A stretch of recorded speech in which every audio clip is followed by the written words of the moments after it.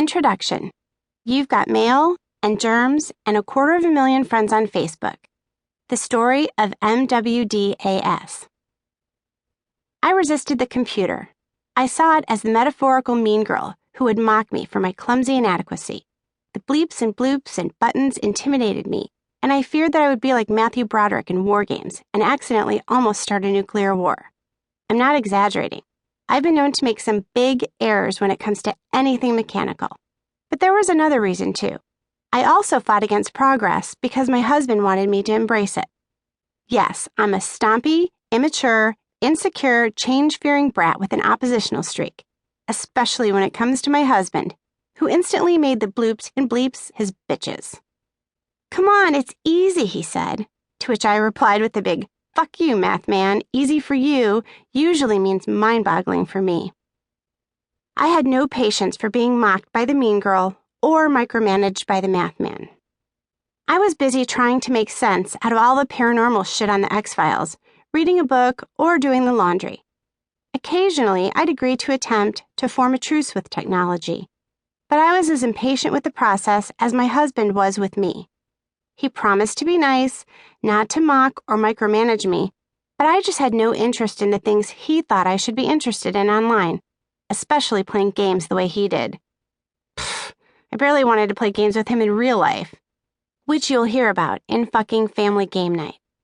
And so, I'd bitch to my friends about his whiny and demanding behavior. I personally don't do the whole, "my husband is my best friend" thing. He's my husband. In my world, husbands are not besties, they're honeys, and that's a big diff. I consider my husband as a backup friend, if I really need a plus one and my girlfriends are otherwise engaged. Don't get me wrong, I love him and like to sex him up and spend his money and stare mindlessly at the television next to him under a blanket eating chips. But when I want to get talking in deep, I need my girls. It took him a while to think of it, but my need for girl time was how he finally coaxed me to the computer. About 15 years ago, he showed me how I could enjoy increased communication with my girlfriends via the internet. Initially, it was an uncomfortable embrace, but the lure of free access to my beloved friends, known as the Brat Pack Sisters, encouraged me to work out the kinks. My girls! My BFFs! Big Bossy and his ease with technology were my bridge to the Brat Pack. So I sucked it up. I figured that if I killed him in the process of trying to figure out the internet, my friends were so loyal that they'd help me bury the body, no questions asked. So, you can see how that would motivate a technophobe to go viral. Not everyone has a friend who would hide a body for him or her, but I do. I can think of at least 5 off the top of my head that wouldn't think twice about it. Boom. So down the rabbit hole I went. As annoying as it was, that high-pitched, staticky, screek, clickety-pop, pop, screek sound meant that I could receive an email message from one of my soul sisters, who I desperately missed since we'd all decided to conform and meet grown-up expectations, like having a job and raising a family.